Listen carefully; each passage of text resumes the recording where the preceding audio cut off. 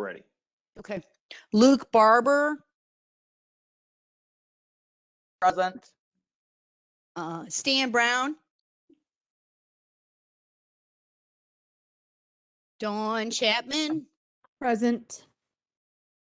Sarah Coyle informed me that she was going to be absent. She has a conflict with another appointment. Dave Forrest,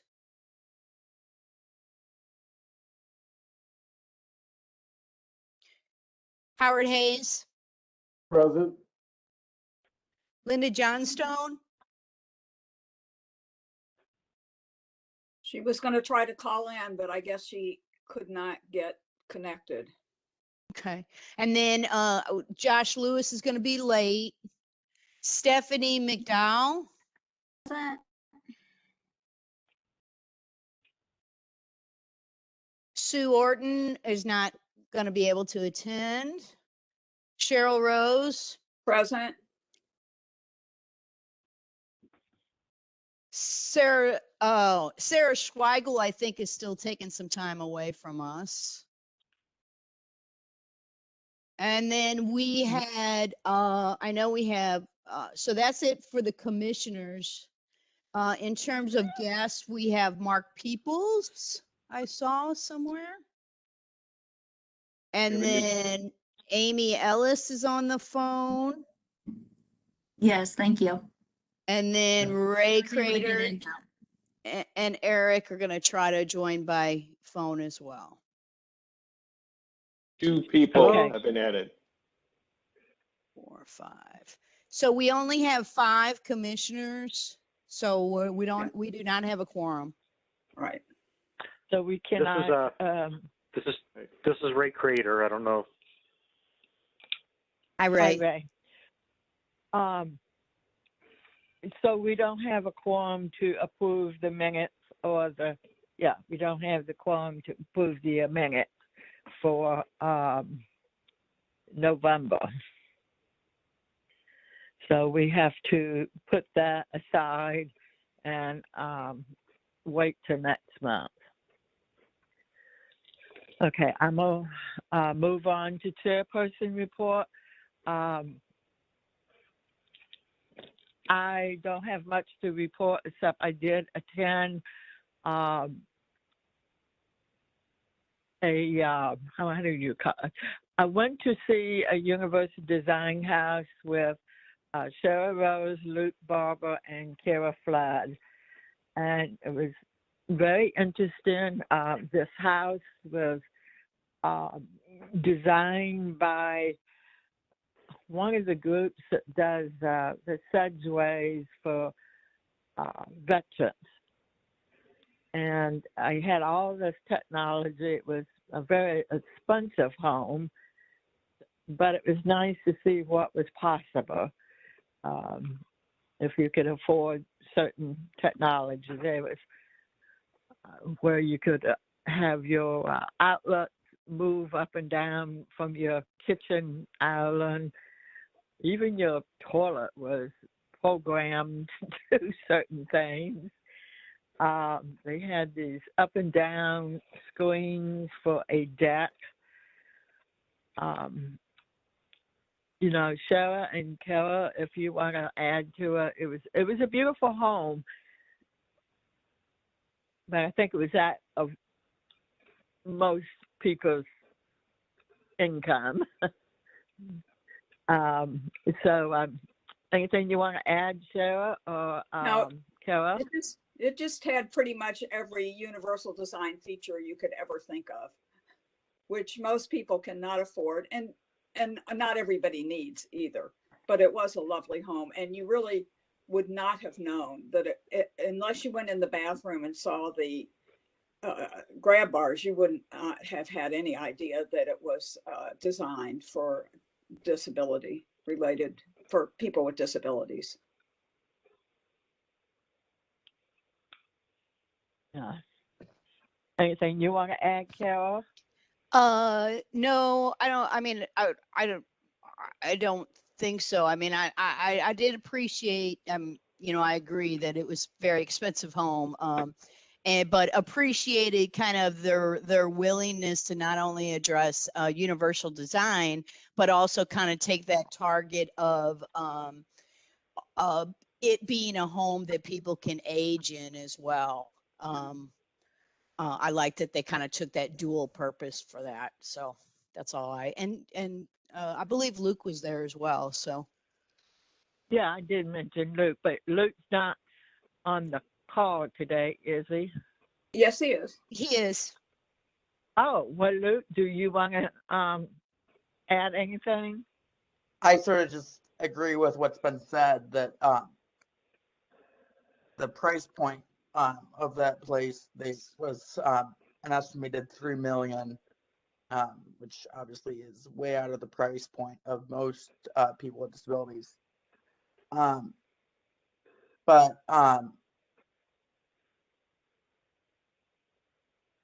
it had a lot of those features, and it was sort of interesting too, because there were some things that weren't the correct heights, but they knew what the issues were. Because when the builders built some things, they mismeasured some stuff. And so it was sort of interesting to see kind of how small inconsistencies in measurement really make a difference too as well. Can I ask a question about it? Yes, and please identify who you are. Yes, this is Dawn Chapman. I know Luke said 3 million. At any point, was it discussed if they were to have removed those features that were put in, what would the price be? I'm trying to get an idea of, I know it sounds like it had all the bells and whistles you could possibly ask for. How much more do those things contribute to the price of the home versus if it wouldn't have had those things? Does that make sense? Yeah, but I Yes, don't it think we know does, the answer to but that. I don't think it would remove. Well, first of all, the garage was built so huge. Apparently, Jim from the Sedgway group told me that 5 cars could fit in the garage. So that's not exactly a UD design. That's just having a big garage. Right. And there was an elevator too. There was an elevator, but it was in Ladue, and homes in Ladue tend to be higher than the average home. So that would be a good question. You know, that would be a good question. What I would like to know, how much did each of these add-ons of technology cost? Because one of the things that we're working on the Universal Design proposed audience is someone raised a question about this will raise the price of houses. What we need to find out is that figure. That's a very good question, Dawn, of how much each piece of technology costs.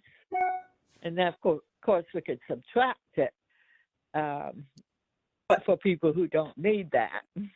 But the thing, it'd be very difficult to looking at that house. For instance, it had the most expensive appliances, a Wolf stove, and it had 2 refrigerators, and I mean things that aren't necessarily have anything whatsoever to do with universal design. I think it'd be pretty difficult to fade out those costs, but I mean, I will report later that we are looking into cost things, and I'll report to that when we get to the Universal Design Task Force. Because in my mind, if I could elaborate, and I say this because my parents are building a home right now, and we are using some universal design options in their home around the corner from me, and I think this is what really stinks. What we're finding out, and I hope it's not this way across the board, is that it's actually less expensive for them as they're building a new home to have these custom things put in than it would be in some, not in all instances, but in some, if they had a pre-existing home, right? Yes. And ended up having to modify it. And I think even further, it was a very, let me just say, it was an uncomfortable discussion with their bank and their mortgage loan folks when it came to some of these things and why the pricing was higher. You know what I'm saying? It seems like there was quite a bit of education that we needed to do and advocating, and that was surprising. And I took back and I thought, well, boy, if we had, when we do, right? We have friends, family, loved ones that have existing homes that can't afford new mortgages, right? And how are they supposed to get a loan? And are loans even available to do these types of updates? So I think I think you guys are working on going down the right path is what I'm saying. It's just, Dawn, there is a group called the, Luke, what's the name of it? The Alliance. There is The Inclusive Living Alliance. Yeah, There's also other groups I know working on sort of similar stuff for home modification stuff. Right. But home modification is much more simpler than what we're trying to do. Because home modification is simply installing a grab bar here or a grab bar there. I don't might think not it's be, quite but as easy as we're making it out to be, because each individual city in St. Louis County has codes. So I think that your universal thing, I do think it's going to come in like a blanket. I can see what you're working on and kind of lay on top of, we're going to have a little bit of outreach to do, I think, when you guys are finished establishing what you need. Because I know the difference between installing like a grab bar versus widening a hallway. There's different things in construction kind of pieces that we're trying to touch on. Versus installing a stair lift or installing a grab bar, which is what is classified a lot of times as standard home modification. And home modification is what they do more in apartment-based things rather than what we're trying to deal with too, is also single family home scenario. Yeah, in our situation, even adding a grab bar in the shower was an extra. We had to have St. Louis County and the city come out and do a separate inspection on it. Well, Dawn, So could I suggest that you and I talk at some point? Yeah, Let me absolutely. get some more information from your experience that would help us. Absolutely. Yeah. I just appreciate what you guys are working on it. And talk Okay. with me too about it too a little bit, and Luke, Cheryl, and us, because I'm Yeah, also absolutely. trying to help Cheryl on that So universal design everybody- stuff. Yeah, thank you Just, everybody for going on that tour though and doing that. thank you. So, and to finish up my report, is Howard there? Yes. Yes, I'm here. Hello, Howard. I wanted to follow up on what the status is of having a UD task force of different departments. Of course. Where are we? Well, Go ahead. yeah, first of all, we have two exceptional professionals that are assigned to this, and that's Amy and Mark. And so, Amy, Mark, which one would like to sort of give us just a little background and update on where we are? We'll let Amy go ahead and do it. I didn't hear the last part, Howard.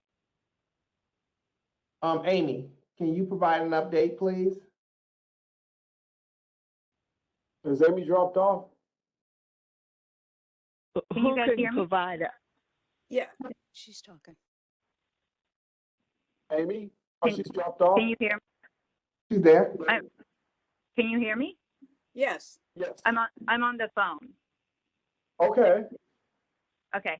I'm sorry. I'm having a confusing day with technology, I guess. But anyway, I'm on the phone, not on the computer. So Mark and I have reached out to various individuals on commissions and committees within the county that work with the ordinances and with code enforcement.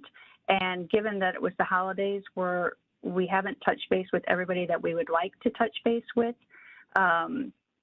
So we're still working on that. We do have some feedback, which is not going to be particularly surprising to anyone on this call, that there are concerns about the costs involved with, mandated requirements. But like I said, we haven't had a chance to speak with everybody yet, so we're still working on a final determination. Okay, so hopefully we can have a follow-up report in the February meeting. Correct. Can Amy or Mark or Howard, can somebody just tell us what is going to be the process that's going to, take us through here? What steps should we be expecting to happen? To create well, I think right now we're exploring the possibility, and Mark and Howard, you can jump in if you want to add anything, but we're exploring the possibilities of developing the task force and who the correct people are to get input from, as far as, feedback for putting this into place and making it how we could move forward with this. Okay, so is the task force going to decide whether there's an ordinance or decide what's in the ordinance? Are they writing the ordinance? Yeah. What's the purpose? Yeah, what's the purpose of the task force? The task force, I think, would be, deciding whether or not it's in the best interest to move forward with presenting a proposed ordinance to the council, or do we keep things as they are with the resolution, but maybe with some extra steps that we could take to be more inclusive with the universal design features short of an actual ordinance? Okay, well, the resolution only covers properties that get county money, and we're trying to move way beyond that. So, right, yes, I understand that, and that's, like I said, that's why this is such a it's not an easy topic to approach, because, like you said, you are going way beyond that, and so there's a lot more people that we need to be in touch with as to how to make that happen, because as you said, that covers so many things that are outside our area of what we work with on a daily basis. So that's why we're touching base with our counterparts in different divisions and departments that work in those areas on a daily basis. So if this task force decides that they don't think this is in the best interest of the county, it never gets presented to the Committee on Disabilities or the county council? I mean, ultimately, that would be the Commission on Disabilities call to make. That's not, as staff, we're here to advise you, but we don't make the decisions for you. Okay. We would like to present you with, a little report, a one-page report that states what the pros and cons and what difficulties you may, encounter if you present this to council. But ultimately, you would take the information that we present to you and make a decision, your own decision, as to whether or not you'd like to move forward with that. Okay. All right. Good. Well, that makes that very clear. Thank you. I was confused on that. Yeah, no, that's ultimately your decision to make. We just want to provide you with the best information we can so that you can make that decision on your own. Okay. All right. Excellent. Thank you. You're welcome. And you hopefully be in contact with the players, and by February we will have a better idea of where we're at. Correct. Of course. And Amy and Mark are working on this together. And Cheryl, so you'll know, Mark will always be your sort of touch base person. All right. Excellent. Okay. I'm finished with my report. We can move on to the ADA coordinator report. Carol? Okay. I'm gonna take my portion of the agenda and allow Ray. We have Ray Crater on the line with us, and Ray is an engineer in the public works area. He has been involved in the accessibility review that was conducted for the council chambers. So I've asked him to come and give us an update on there were quite a few things in the report that need to be addressed, but hopefully he'll be able to tell us what's going to be the most pressing and any associated timelines. I don't know if you have the timeline part, Ray, but if you could speak to what work's going to get done in the council chambers to address the accessibility. Hey, Ray. Welcome, Ray. Can you hear me? Yes. Yes. Okay. Well, thank you for having me. My name is Ray Crater. I'm actually an architect with the Oh, Facilities Jan. I should have known that. Calling me an engineer is like I had a 50 chance on that, and I blew it. I'm actually an architect, but that's okay. So I manage the design and construction of our St. Louis County facilities, and we recently had a consultant do an evaluation of our council chambers. Consultant being Oates and Associates, architects, along with Oculus. And I don't know if anyone's had a chance to see the assessment and report from Oates. Carol, has that been shared? No, I mean, I've verbally kind of gave him some highlights of it, but I have not shared it. Okay. Excuse me, I'm going to interject right here. Is it possible, because of the COVID situation, to make a short video that we could see it on the next meeting? Well, I could. Like in 5 minutes. Yeah, I can share the report right now if you're able to see the screen. Well, I can't because I'm on the phone, but okay. Hopefully by tomorrow I'm supposed to get my iPad taken care of, and hopefully next month I'm on my iPad so I can see it. So just a little short video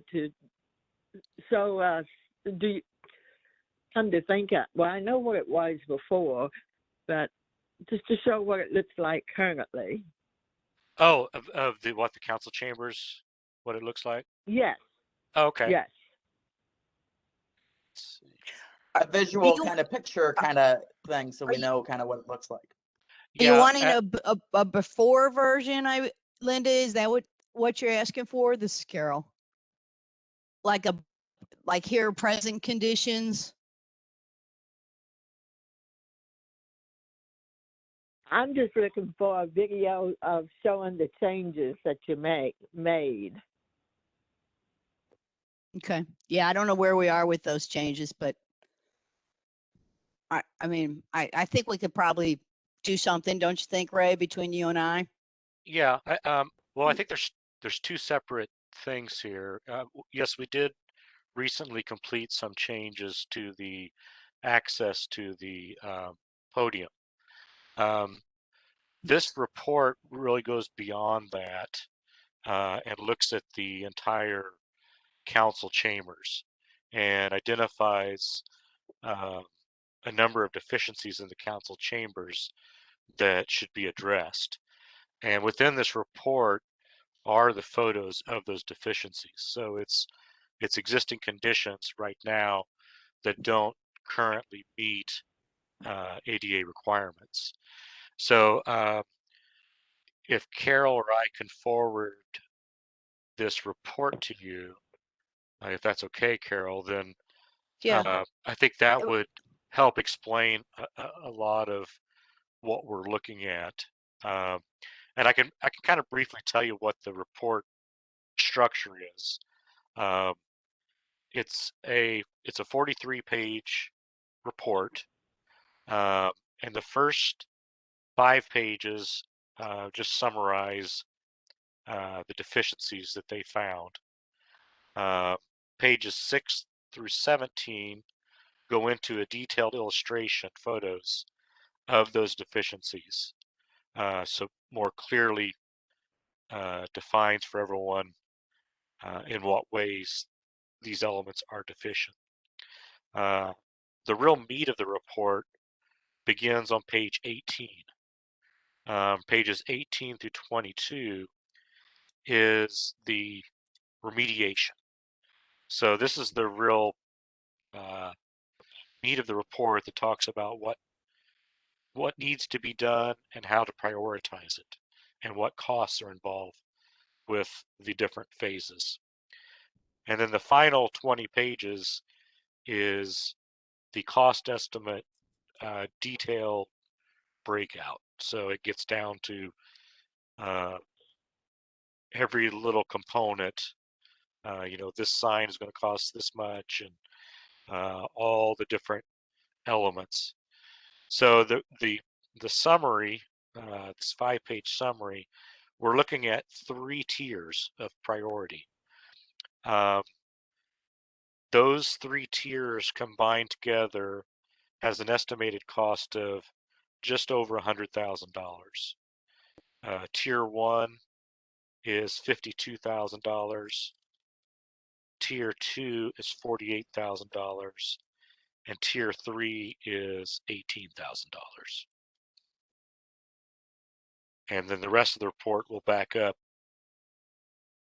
why these remediations are necessary and how they arrived at those estimated costs.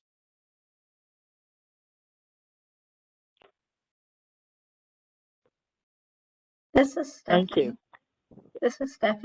If you do videos or pictures, things like that, can you make sure that they're described somehow? So that those of us who would need some visual explanation of things would have it. Sure.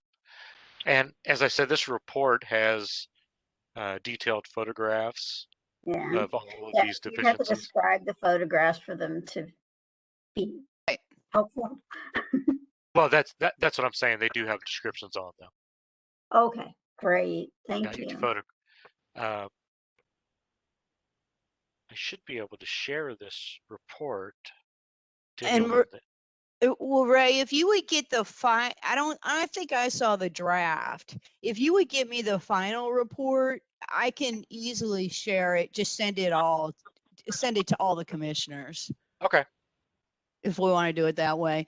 And do you know, I know, Ray, when we talked when I last saw Oates, there was the conversation about the difficulty of getting in and doing work in the council chambers because there's meetings every week. Would you have an update on that, or how we're going to resolve that issue to get some work done? That is a concern. We don't have a resolution on that yet. We're just beginning to try to formalize a strategy. One of the things that one of our biggest hurdles is going to be the financing.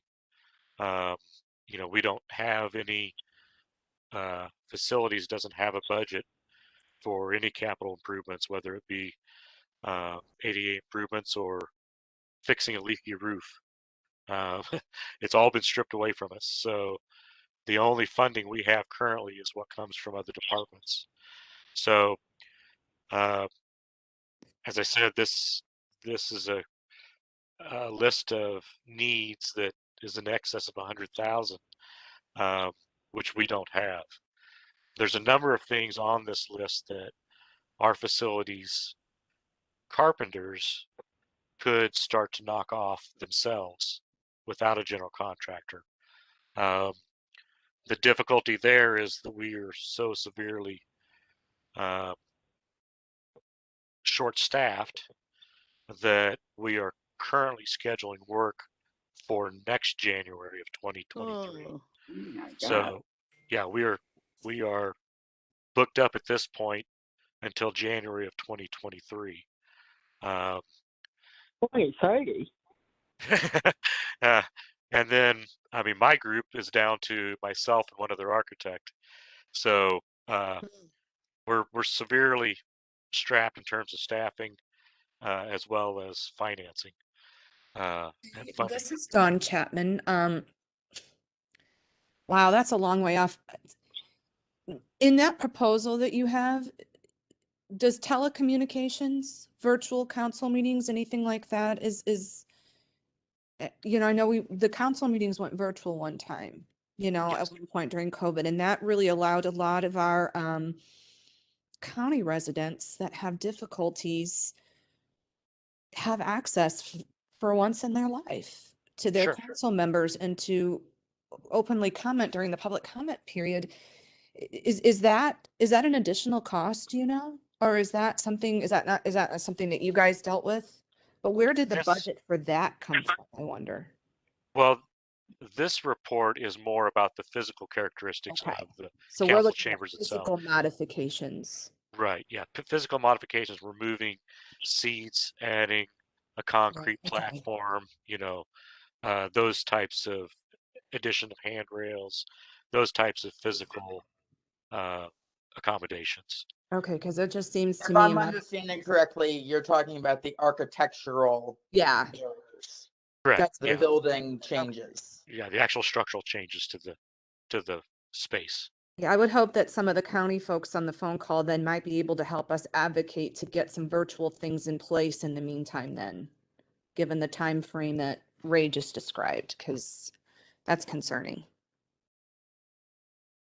And I'm also concerned too that if we're talking time frame that far out, if someone with an ADA issue showed up and wasn't able to access it, and they sue us before that stuff is in place, how much more money would we lose from that lawsuit versus just building this stuff? Because I know lawsuits are super expensive too. Well, and I mean, to be clear, what probably, and Ray, if you disagree with this, but my impression is one of the major obstacles for us was accessible seating. So we have access into the council chambers. People can get in. We do have designated accessible seating areas, but doesn't meet all the criteria that the ADA requires in terms of accessibility. So in terms of limping along, we're going to be able to do that and make sure people are able to get in and participate and get up to the podium changes allowed some of that. Now you can go down and provide public comment where everyone else does at the front of the council chambers, or we have the wireless microphones that people can stay where they are, be able to provide public comment. So I think I think for the interim, although that is not an ideal time frame, for the interim, I think we'll be in a position to be able to limp along, and we are trying to address it, but obviously have to work through those barriers of finance, the appropriate funding and staff to do the work. And access to the chamber, a time that, we're able to, Ray's folks are able to get in there and actually physically do the work. That's correct. I mean, one of the things to keep in mind, talking about that seating, one of the, I'd say the most substantial changes in this report is the addition of a platform area to accommodate seating at a podium roughly halfway back in the council chambers. So that's a pretty extensive and disruptive project, and it's probably the meat of the cost here. Now that solution is only designed in a preliminary standpoint. This report, they weren't asked to make construction documents. This is a preliminary design.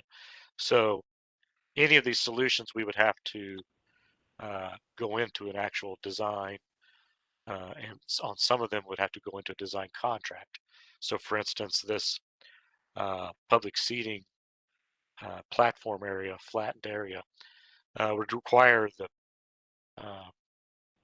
the expertise of a architectural engineering consultant. And that process alone to get to advertise for an architect or engineer, to get their qualifications in, evaluate them, and then take it before the council to request to enter into a contract with them.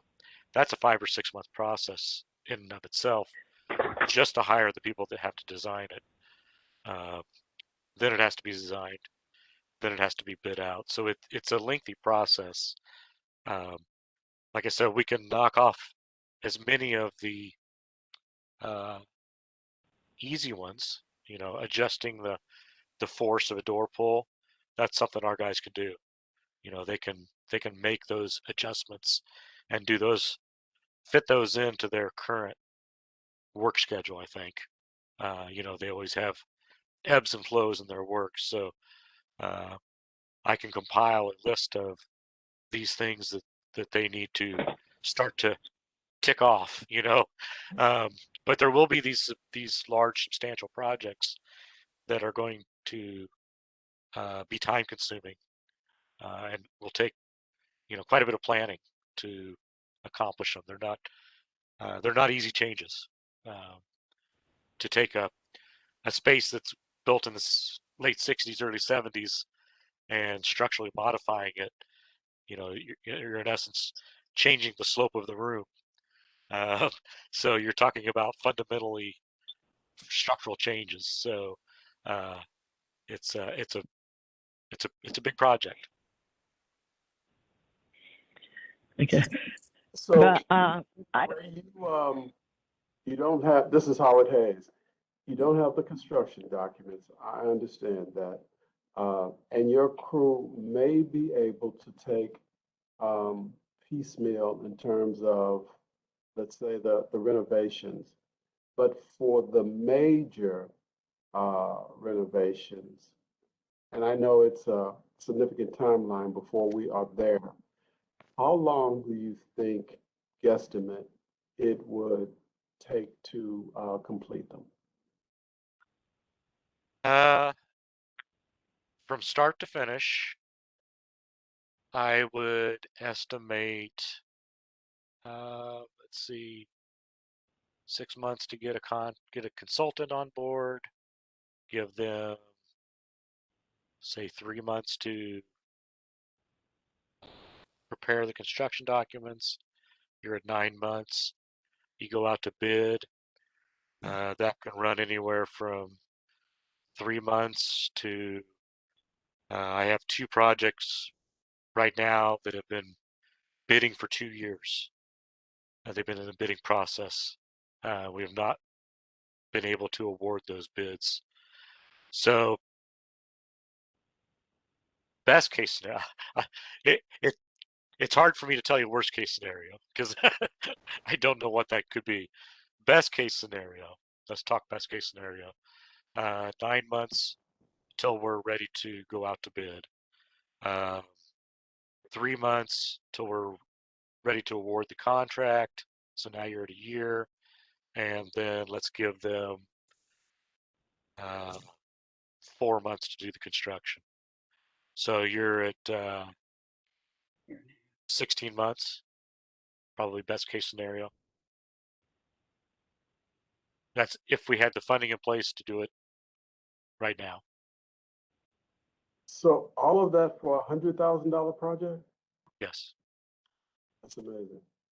But our county procurement procedures don't differentiate whether it's a 10,000 or a million. It's the same process that we have to go through.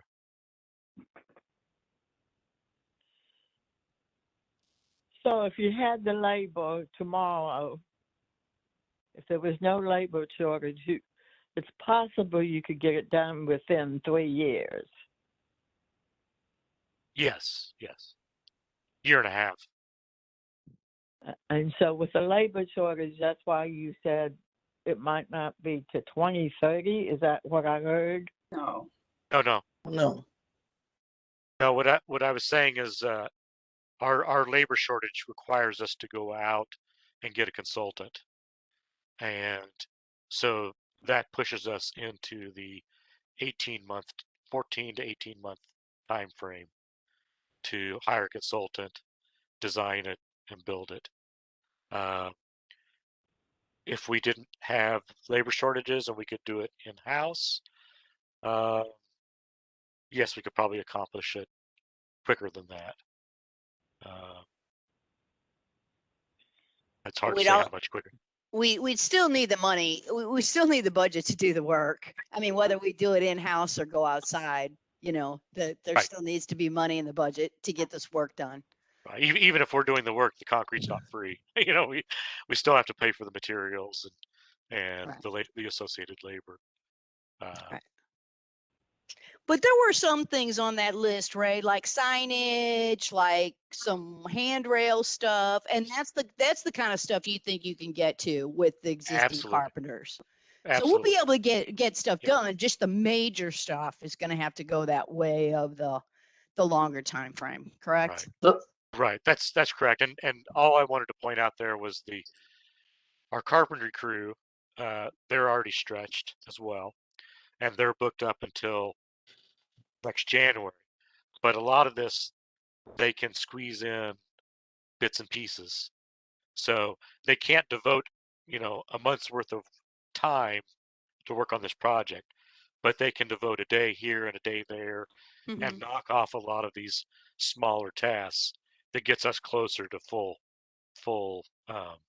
compliance. Mhm. I just want to say thank you, Ray, very much. I've been in that council chamber. I've been in there with people in wheelchairs. And if the podium is fixed, that provides a lot of access, even though maybe some of the other things are not. That was the one thing that Stan had the more difficulty with. Sure. And if that is fixed or that is fixable within your crew, that will provide a good amount of access, even though we can't get the whole schmear done. Absolutely, and that has been accomplished already. And really, when we set out about this, and Carol and I talked about it, and kind of the instruction that we got from council members was they wanted to make the council chambers ADA compliant. What they meant by that was that people were having difficulty with the ramp getting to the platform. Right. Perhaps I took this farther than it should have in some people's minds, but to me, that was only one problem in this council chambers. And that may have been the only problem in their mind that would make it compliant. And what I tried to point out was, yes, that will make it better if we do this, and we've already done that. But what I tried to point out to everyone else was that's far from deeming this council chambers to be compliant and accessible to everyone. Yes, we've made it a little better, but there's a lot still to be done. So Carol knows I kind of pushed for this report. I am a licensed architect, but I have quite a bit of knowledge on accessibility, but I'm by no means an expert on accessibility.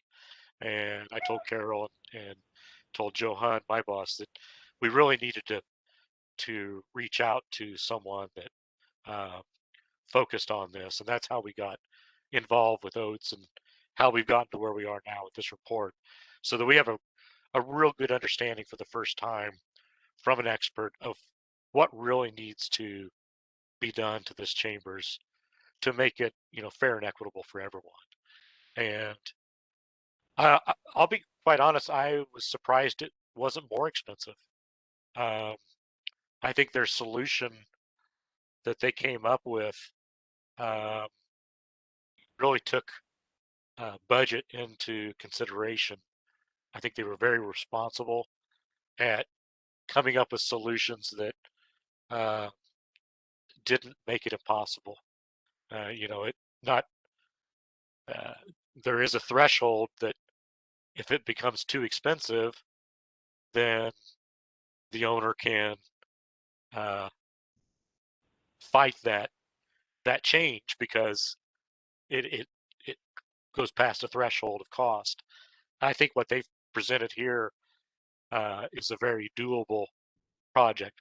We may not have the funding for it. I'm not saying we do, but they've at least what I thought turned what I thought might be a few $100,000 into $100,000 project. So I'm encouraged by the report. And Cheryl, just a quick comment from me about, Cheryl, even with the podium, we did that to make it usable, so Stan wasn't going to struggle again. But, the consultants come in, and Ray, I think if I understood that correctly, we're still a little bit off on the slope on that podium. But, Right. we did the best we could. There's no more ramps. People can get up there. We have a low part of the podium. Right. Is it completely in compliance? It is not. But it's as close usable. It's as close as we could make it within the existing Right. infrastructure. We really Right. appreciate your efforts, Carol and Ray, and your department Cheryl. on getting us this far. Thank you. And I detailed that. But I want to add, we're talking about the structure of the chamber room, and but as far as there's caption in the videos, is that correct? So when people speak, they would be captioned? There's captioning when people are attending virtually. And if someone's physically in the room, they can, they'll be given an iPad so that they can have the virtual comments captioned. Okay. Yes. Okay. I think you said that before, but I couldn't. Yeah. Yeah. Okay. Yeah, Thank and you. that's kind of an IT function, which is separate from Ray's work. Okay. All right. Do we have any other questions for Ray before we let him do all his work he's got to do? Just thank you, Ray. Thank you. Ray, thank you. Thank you, Ray, for coming in. Thanks, Ray. Appreciate the update. Thank you, Ray. Linda, one item, since Mark and Amy are on special assignment for the commission, can they hop off? Well, I'm- I just wanted Mr. Peoples to stay on while I gave the Oh, report. no, that's Are fine. you Oh, detailed? absolutely. But Amy No, can drop off if you want. I they mean, are here as long as you deem they are necessary. That's fine. okay. We're going to get to that right next. That's coming right up. Okay. So will our next speaker be Mr. Eric Fay? Oh, Hello? Linda, I think we're going to try to do the UD task force UD first. task force update, and then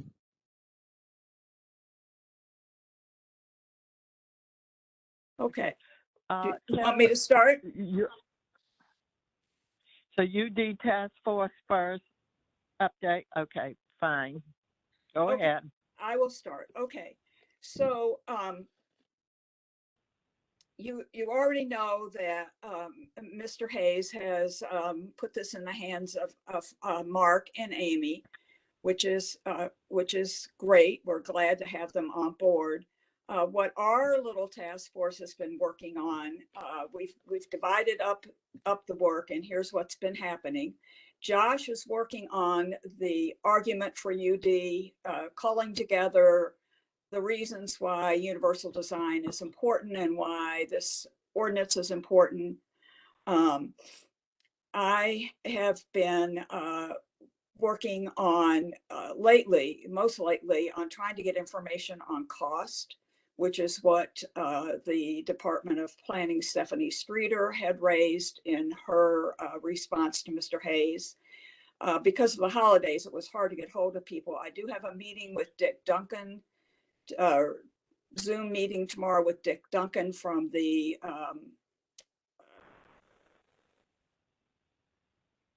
UD Institute in North Carolina. Sue Orton is meeting with someone from Consort Homes on Wednesday. They actually do universal design, so they will have information. Luke is working on getting some people assigned or people to apply for the Building Code Review Committee, which apparently has 7 members, but has some vacancies. And that committee apparently has something to do with the code stuff. Cheryl, my understanding is that they have 4 vacancies Right. out of their 7 or 8 member commission. And so it is an issue of them really struggling to meet their quorum requirements because of the 50% necessary to maintain quorum per the county charter. It is my understanding that the building review commission or your board committee type thing reviews all the codified building code language, modifies the books for building code, and sort of looks at the code structure for building, which is what the inspectors use when they inspect homes. Okay. And lots of the vacancies have to do with like structural engineers and firefighters and some of those like designer and builder kind of people. And so there's lots of vacancies in those. And it is our understanding that once we have sort of our universal design stuff through, that the code commission has to update the code to be therefore then in compliance with some of the UD changes or stuff. And I just want to say a couple things that Dawn had mentioned about her parents and the difficulty she had in communicating with their needs and stuff like that. Almost everything that I've read indicates that most of the universal design features, if you are talking about new construction, where the architect and the builder have the ability to make those designs, that the added costs are minimal. Now, I'm going to double check that out. But a lot of people apparently are quoted much higher prices than are necessary because the builders or the architects are not familiar with universal design. And I think that's really important for us to note. Because it does take somebody who knows what they're doing and somebody that's familiar to come up with the best design, the most cost-efficient design. And the other thing I wanted to say in regard to that is that we already are, another thing that was raised was about costs was the issue of lower income, the effect on lower income. And, you know, we are talking about subdivisions that have 30 or more properties, homes in St. Louis County, unincorporated St. Louis County. And my understanding is that what's being built in unincorporated St. Louis County in subdivisions that large is probably not low-income housing or affordable housing.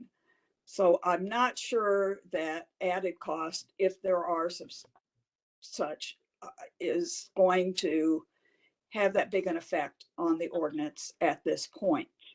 In the future, though, it could, because we'd certainly like to see it extended to municipalities, to the munis. We would like the munis to take them up.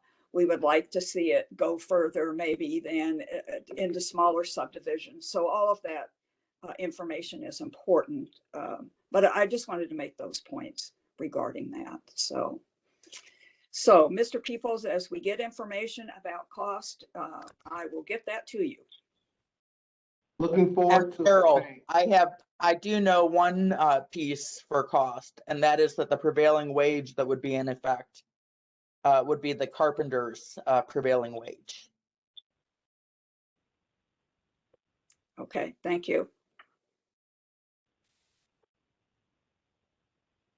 So Is that, that's all I have to report, unless anybody has any questions or unless I've left something out. and if there is comments, please identify yourself.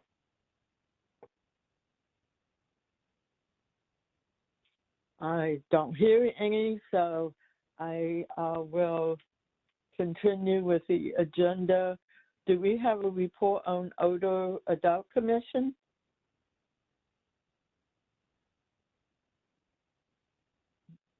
We So don't, Linda. I think Sue said she'd send one, but I haven't seen anything from her. Okay. So under new business, we invited Mr. Eric Fay from the Board of Elections to talk about accessible voting machine. Is he on the call? I'm here, yes. Yes. Would you please address the commission on accessible voting machines? Sure, be happy to. Thanks for inviting me. I can speak generally to voting provisions for voters with disabilities, and I'm happy to take any questions that anybody here on the call has. Well, from what my understanding is, if an individual, if an individual with a disability, particularly a person that is blind, will there be a touch machine that they could use at every polling site or certain polling sites? How are you placing those in different polling sites? Sure, I can address that, absolutely. Under the Help America Vote Act of 2002. Hello? Yeah, can you hear me? I can hear you. Okay. I can. The voice keeps cutting off. It must be your phone, Linda. I can hear you.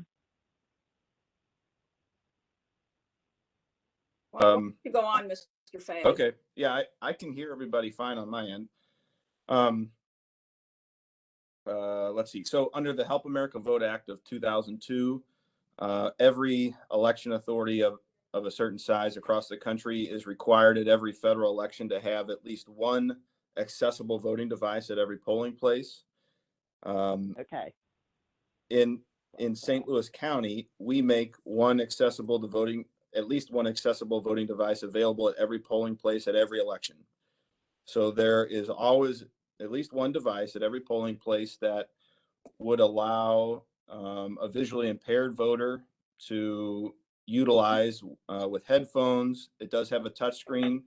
It also has a controller. So somebody that has a sip and puff device or jelly switches or something like that could attach those to the controller and complete the ballot using those devices. So that is always available. I know this is just the St. Louis County Commission, but that is not the same across the state of Missouri, but in St. Louis County, that is always the case. Is that for every election? That's for every election, federal, state, and local election. Yeah, I know, like you said, that isn't the case everywhere. Some places it's just for the bigger elections that they get those out. What about training for workers? I've gone to vote and couldn't find anybody who knew how to get it set up for me. So yeah, that's a problem. It is. And then when they did get it set up, when they finally did find somebody to get it set up for me, it took a while because as you're listening to it, you go back and you listen to it again, make sure that you've selected the what you wanted to select. I mean, you're voting. That's important that you vote for the person that you want to vote for. And that takes a little while, and the worker there was apologizing for everybody for how long it was taking me to vote. And that was not a good experience. Yeah, Stephanie, you're exactly right. I have seen that play out a number of times, and the election workers, the poll workers, do receive training on how to set up the accessible voting device at every training class they come to, how to operate it.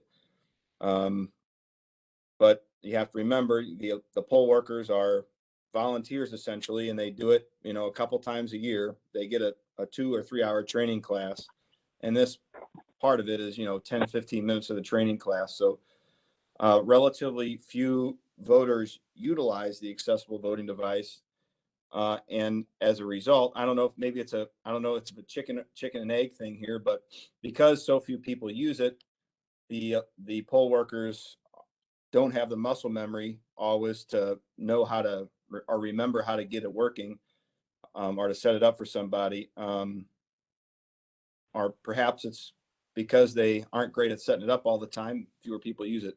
But your other point about the actual usability of the device, I think this is a major shortcoming of all accessible voting machines from any vendor across the country, is that even though it meets the letter of the law of an accessible voting device, it is still very hard to actually use.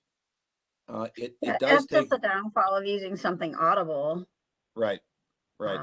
So it's so got to that go from the machine to you, back to the machine when you make your decision. Yeah. And then you So want to review that. It just takes time. Yep.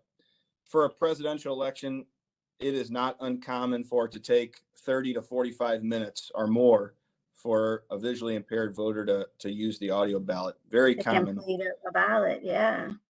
Yep. Hey, Luke, hold on, let him finish his thoughts. Mr. Fagg, you can finish up. Oh, sure. So it's because of the difficulty in using these devices. Even when the poll workers have it set up, they can get it activated for you, all the good stuff.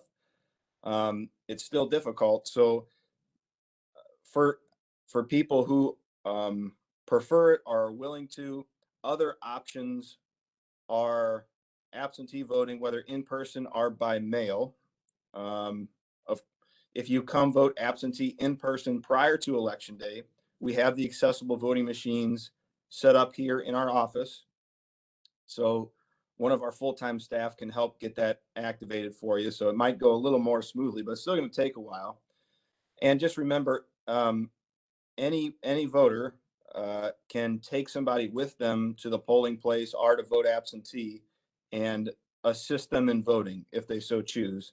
The only restriction is that in a federal election, you can't take your employer or your union representative to assist you. Anybody else that you choose can assist you in voting. Mr. Fay, you mentioned, I'm very aware of the training situation that we get once or twice a year training for the election judges.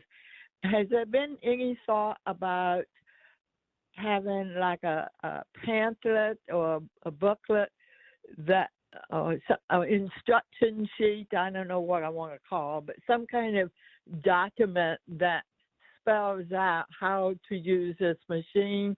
So when a person does come into a polling site and they forgot how to use this machine, they, meaning the election judges, that they can pick up this document and read it and be able to assist the person if needed. Yes, that's some a great... kind of, or even go online, go online and here are the instructions. Because the last time I voted, I noticed that several people had iPads with them. Yes, that's a great point. And we do have what we call a quick start guide at every polling place for the election judges. And that is what they should utilize if they run into a problem in assisting a voter. So I would say the election judges are good at getting the equipment set up, and because they do that every time. It's when somebody actually needs to use it, they don't have much experience in actually using the device themselves. And so that's why it's hard for them to assist people in using it, because they don't use it much themselves. But again, they have a quick start guide, which has pictures that they should utilize if they run into issues. They can also call us on election day, and we can walk them through the process as well. Oh, so there's a phone number they could call and you can walk them through it. Absolutely. We have a dedicated hotline in the office on election day for those types of things. Okay.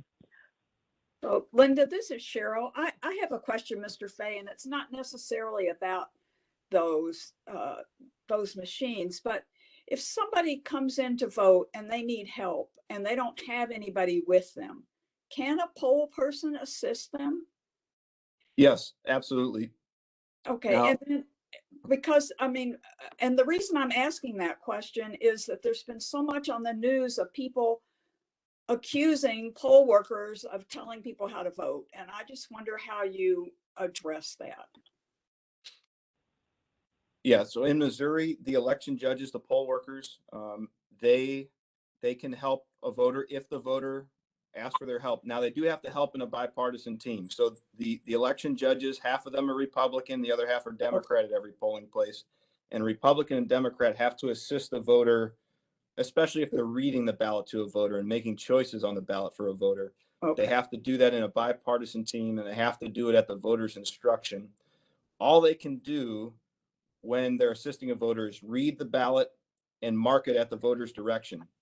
If the voter asks any questions about, especially on a proposition, what does that mean?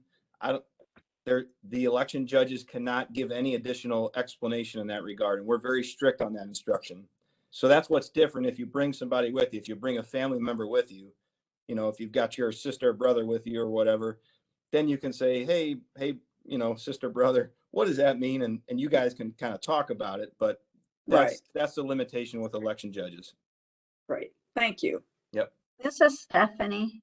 I've also voted that way, where I've had election judges helping me. Like you said, two of them, both parties, and never had an issue with anybody trying to sway me one way or the other. They just read it like they were supposed to do, and I made my decisions. So I never had any issues with that. Yeah, and I just remind you, Stephanie, if you, I'm glad you had a good experience with that. Obviously, you kind of lose the secrecy of your vote when you're doing it that way, because the judges know what you're choosing. If you prefer, an absentee ballot by mail is always an option for you. And then if you have somebody who you trust to assist you, in your home or some other place, you two can, fill it out together. And that way, nobody else knows what you're doing or how you're voting. I just want you to know that is available to you if you want to try it out. Hey, this is Josh. I just, I during the pandemic, I've had my elderly parents and myself just vote straight by mail. So that works well for us anyway. Yeah, and I would just add, there are several states within the last couple of years that have started expanding electronic ballot delivery and return. That's something I would certainly be amenable to, and it's something, if you all are interested in it as a commission, perhaps you approach state legislators about it. So what it does is that if you meet certain criteria, you can request to have your absentee ballot emailed or delivered to you via electronic means. And therefore, if you have an assistive screen reading device on a computer, it can read the ballot to you. You can mark the selections, completely by yourself, independently, and in private. And then you can have the ballot returned to the election authority electronically or by mail if you have a printer, print it out and send it back. For voters with disabilities, that is not currently available, although it is available to military and overseas voters. So there are over 1,000 voters in St. Louis County that are in the military and overseas that utilize that process currently. And it could be easily expanded if the law allowed for voters with disabilities to utilize that as well. That's good to hear. Eric, you want to happen to know the subsection or the statute number of that current language? Because if so, I think that could actually help us in talking with legislators by saying, hey, you already have this current statute, just modify it to add an additional criteria here, or something of that nature, so that we're not reinventing the wheel, but can run off sort of that existing legislation. Yeah, Luke, I'm looking at the statute book right now. I think it's 115. Can you send that Sure. via email to Carol or someone so that we can have that for reference? I will email it to Carol. Yep. And then you had talked about a lot of the machines and stuff. Would it be possible to do like a demonstration event potentially or something like that, so that we could show, get word out to some disability provider agencies maybe as well, members of the community and stuff, to really show people what those accessible machines are actually capable of, what they can actually do. And then another question that I had was, I've noticed at some polling locations in sort of the St. Louis County area, where all of a sudden a stair lift or an elevator breaks down.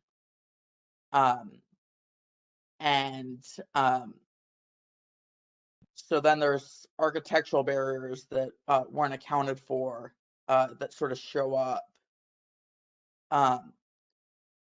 Would it be possible to sort of check locations maybe a little bit in advance of an election to ensure that some of those architectural barriers are okay? Like the elevators and stuff, stair lifts are working and functioning. And if not, or if something breaks down, to have a sign posted, hey, this location is inaccessible because the elevator shaft is broken or the stair lift is broken. Please go to the next nearest polling place. And then maybe if we know a place is inaccessible, maybe not deploy an accessible thing there just because it would serve no purpose at an inaccessible location. And doing sort of a targeted approach so that they're at the accessible locations and making notations or maybe a symbol on the mailer that goes out. Because I know that you guys send sort of those notices of this is where the polling places are. Maybe having a marker or something saying these are the accessible polling locations on there as well. Because I know not every location is the greatest in terms of for mobility related issues in particular. Not every place has flat landings or elevators or stair lifts. Some have big bulky stairs in front of them, and some of those things. Sure. We can ask for curbside voting if it's not accessible. And I want to add that the Governor's Council on Disability in Missouri has 2 videos under their legislative education project that demonstrates accessible voting. So as a person with a vision impairment actually voting, you can also watch it on YouTube. And Yeah, Luke, I'll take your questions in kind of reverse order from the order you asked them in. So yeah, it's true. Curbside voting is available at every polling place. If somebody arrives to a polling place in a car, and they can send somebody in to tell the election judges there's somebody outside that needs assistance, that can certainly be done. Accessible polling places. So prior to utilizing any polling place, we do send a team of evaluators to that location to make sure that it is accessible. Now, as you all well know, a place can be accessible in name and not accessible in practice.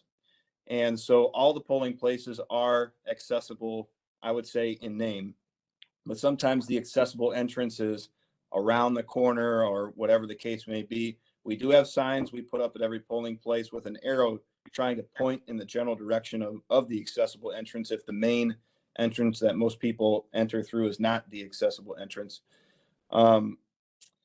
I would remind everybody, though, that in St. Louis County, people can vote at any polling place. So if there is a building that you know of, that you like, that's accessible, you know the way in and out, you're comfortable there, you can always go there and vote, regardless of where you live and are registered in St. Louis County. And then your question about demonstrations, we're always happy to do that. If you or anybody else, or if you know groups that want a demonstration, or if you just know individual voters with disabilities and they just want to practice on one of these machines prior to the election, we're always happy for folks to come, let them try it out, get acquainted with it. Then they can know what to expect exactly come election day, and be ready to use it if that's what they prefer to do. I just wanted to make one comment. Luke, you mentioned something about if the place wasn't accessible, the elevator broke down, that maybe they didn't need the accessible machine there. But not everybody who uses those accessible machines would be deterred by a broken elevator. I mean, they're not always, sometimes they're mobile. So I would still want you to put the accessible machine everywhere. We have it everywhere, every election. Thank you. Right, correct. And I just want to say that the other option is when you're not able to get access to your voting site, polling site, is to ask for curbside voting. A lot of times, unfortunately, like this happened to me once when I was campaigning for a candidate, and there's elderly people wanted curbside voting, and there was nobody they could ask because they didn't want to leave their car. And so I took it upon myself to go in and ask for a judge to come out and help them. But that is something, sometimes you have to rely on people to go inside to tell the judges that there's someone who wants curbside. I don't have an easy answer of how you can resolve this, but it would be nice to have spotters, to come out and see if there's anyone requesting curbside voting. Yeah, it would be nice. I would agree. I agree with that. I think it's just a question of human resources, and we are lucky most elections to have the bare minimum of election judges we need to run the election. And sending folks outside on a regular basis, while it would be ideal, at this point, we just usually don't have the ability to recruit enough people to fulfill that kind of task. Have you ever thought about like a hotline number that people can call for curbside or something like that? Sort of like a lot of restaurants and businesses nowadays have the outside sort of parking spots with the numbered spots. And then they call when they get to the location and the person brings out their groceries or the product that they have purchased to them. Have we ever thought about using like a dispatching kind of service like that where they call a number and they say, I'm at this location, and then you can relay to a judge at that location? We haven't considered that, I'll be honest, Luke. I think at a minimum, if a voter is at a polling location in the parking lot and they call the election board and say that they're out there, then we can call the judges there and say, go out and help those folks. I'd have to look into what it would take to get kind of stanchions and signs and everything with phone numbers. That would take some more planning, obviously, but at a minimum, folks can always call our office on election day and we can get folks out to help them. Yeah, just even if it's card, what they call card quality stock, just 8x10, and print out in large print number to call if you have a disability and you cannot access your site. That would be a good idea. Just like a lot of business have incorporate when you drive up to their business, they say, call this number for your order. That could be an easy fix. Yep. One other thing that I just remembered that I haven't mentioned yet that a lot of you may know about already, under Missouri law, there is a thing called the permanently disabled voters list. And for anybody with a quote unquote permanent disability, that's the term the law uses. They can fill out an application and we put them on a list, and that voter automatically receives an absentee ballot application for every election. We have currently about 20,000 voters in St. Louis County on that list that receive the application every election. So that's another resource out there for voters that want that option. You say you only have 25? 20,000. Yeah. Okay, can Eric answer that? Because when more than one person answer, I can't hear. So what was the number again, Eric? It's about 20,000. Oh, 20,000. Oh, that was more like it. Okay, because I know a lot of people on the permanent ballot list. Okay, thank you. Anything else? Any comments, questions?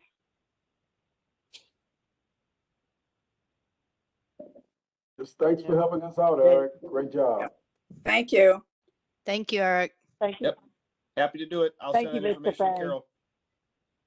Thanks. Thank you. Thank you, Eric. Thanks.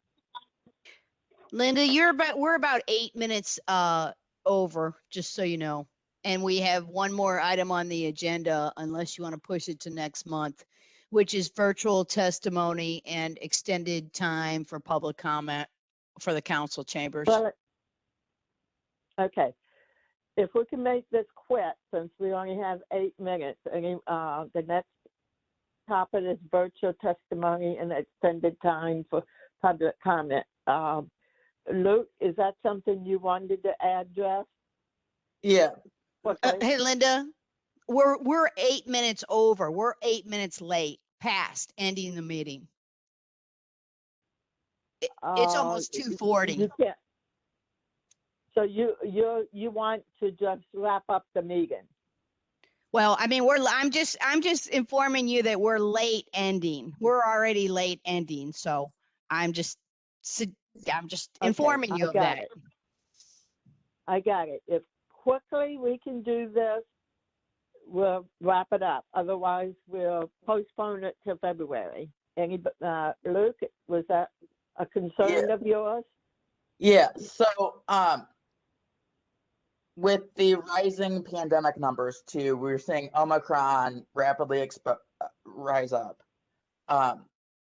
We also know that county is required to follow the ADA. Title II is a state and local government. There is Title IV of the Telecommunications Act, which deals with telecommunications. It is my understanding that virtual testimony would fall under a Title IV accommodation. for an individual with a disability, as well as extended time as a reasonable accommodation for individuals with disability. However, the current state of county is that it is a very long and complicated process for people to actually get this. In fact, county is not quite really sure how to get it done. There's lots of paperwork involved. It's an arduous process, lots of red tape. And so it would be better to sort of simplify sort of the process by trying to suggest that if someone has an ADA issue and they're worried about public health and safety, or they have a disability that prevents them from entering the chambers or whatever, that they would be automatically eligible for virtual testimony and extended time. And it is my understanding that the way that we have to go about this is through the disability committee.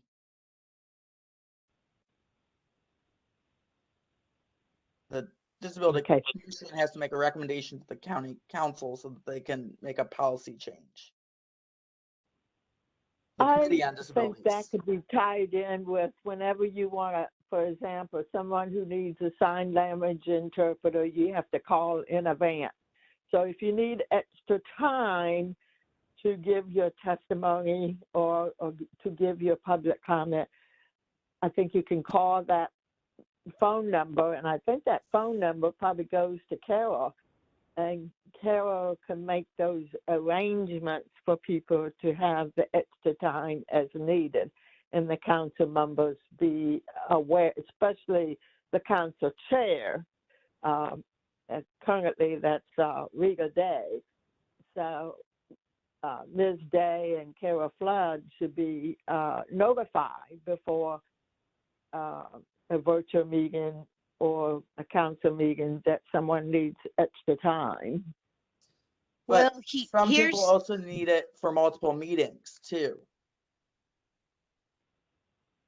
So Linda, let me, I'll just want to, currently the system is for the county council chambers that if people are if the meetings are being held in person and someone wanted to attend the meeting virtually, but wanted to provide public comment, the only way they could provide that public comment would be via email prior to the meeting.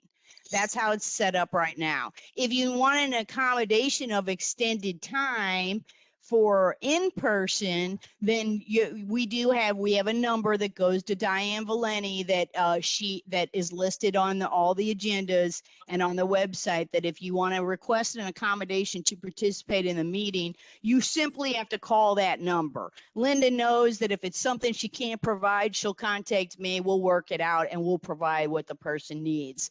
But I think Luke is more asking for standard, asking for two things. One, that people who are attending virtually can also provide virtual public testimony rather than the email.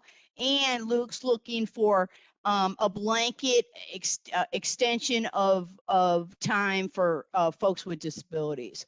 And he and I have had quite a few conversations on this, and I was the one that suggested that this would be a policy change and that it would be best to start with this group in order to try to work through getting those changes made with the ultimately it's going to be up to the council about whether they'll, what kind of policy changes they'll make or not make. Can I add something? This is Dawn. My son has a chronic illness. That's our disability. That's why I'm on this. It's not necessarily a physical disability that you can see, but he's extremely susceptible to COVID. And it has absolutely 100% prevented me from being able to attend council. There's lots of different reasons within just the past 2 months that I have needed to address council. And I have not been able to because it just is not safe for me to attend. And so that virtual option, that's something that when I'm dealing with federal agencies, it's an accommodation that's being made across the board everywhere. because, and maybe it's a gift that COVID gave us, the ability to be able to see areas where we can do better and increase accessibility in different ways than we ever have before. I think that's a possibility. And I do think that seeing now what it means to the people that live in St. Louis County who cannot get transportation because of their issues to council chambers to be in person. And given the fact that council has done this before, we have done virtual testimony before just this previous year because of COVID. So we know we have the ability to do it. This seems like a very easy ask. And it seems like something that I believe council would be willing, coming from us and our reasoning, to take up. And that you're right, Dawn. When all the distinction in my conversations with Diane Valenti, the distinction was when the whole entire meeting is virtual, then they will do virtual public comment.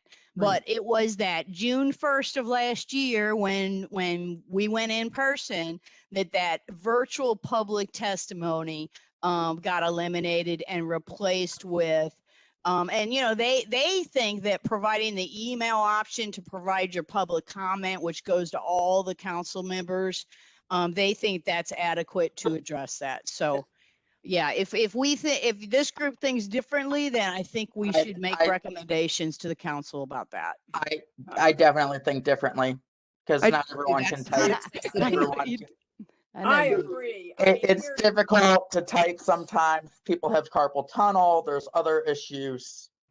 Plus, then those comments don't get read, especially when everything seems one-sided. It just.